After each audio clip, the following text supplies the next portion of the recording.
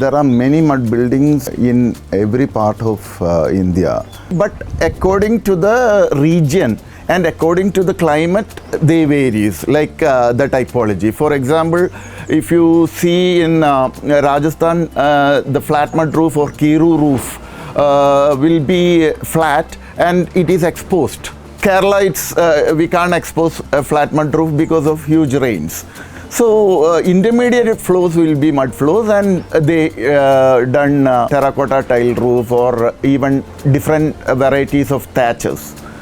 So that all connected, but according to the climates and things like that, it will change.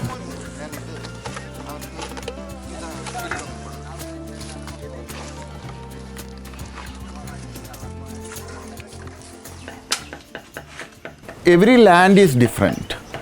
So first, to choose the land, they have to know the soil.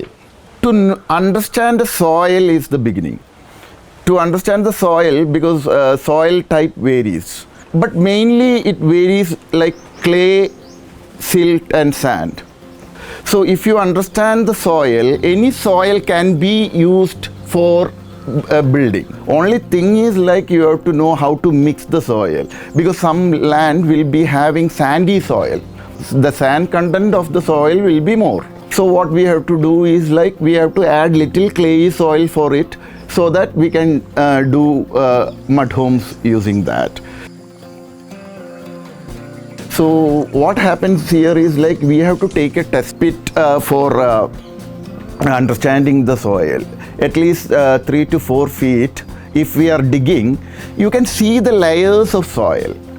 You can use that same different type of soil for different functions. Like example, like for walls, you can create clay and sand in a different proportion. It may work fantastically. For plastering, you might need more clayey soils, colors and things like that.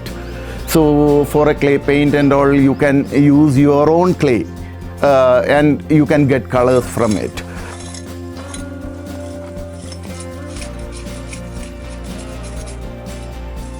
What we call is a wet family or dry family. So dry family, it is like rammed earth bag and CSMB and all. But wet family, it is like cob, adobe and wattle and daub. Adobe is much easier. If you cast it, you can before itself you can cast the bricks and keep. And one more advantage is what we seen is like many people know brick masonry. So that type of masons or helpers are there with you. I think Adobe will be much easier for them to keep like a brick. So that also depends, like thickness of the wall and how much load you are taking. So that is where we have to understand roof weight is very important. According to roof weight only, we have to determine how much foundation depth, so how many floors we are going, or what is the thickness of the wall, like that.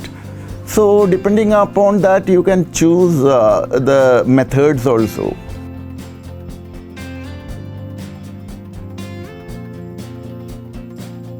Then if you come on roof structures, very interesting technique Tamil Nadu you can see is like mud walls with Madras terrace roofing.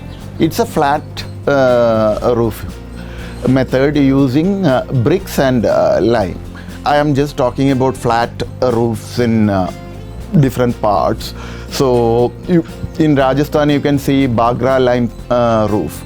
It's from the waste of lime you can create a flat roof and stone walls or even many different types of walls. Flat mud roof is one of the common thing we have seen from Kerala to Himalayas till up. So all these types have different varieties of natural materials.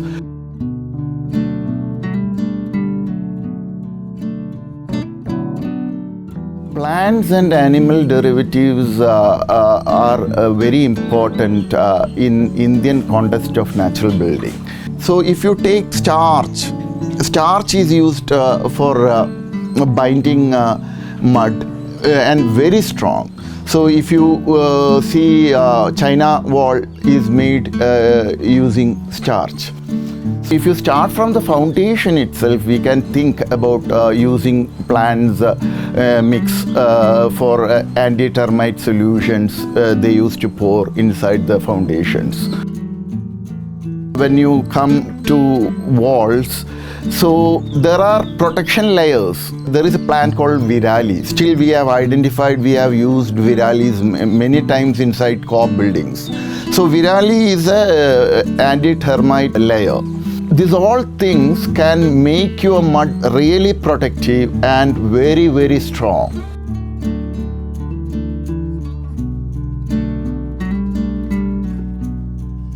One of the main area what I was studying is like to bring many dimensions in one plane itself.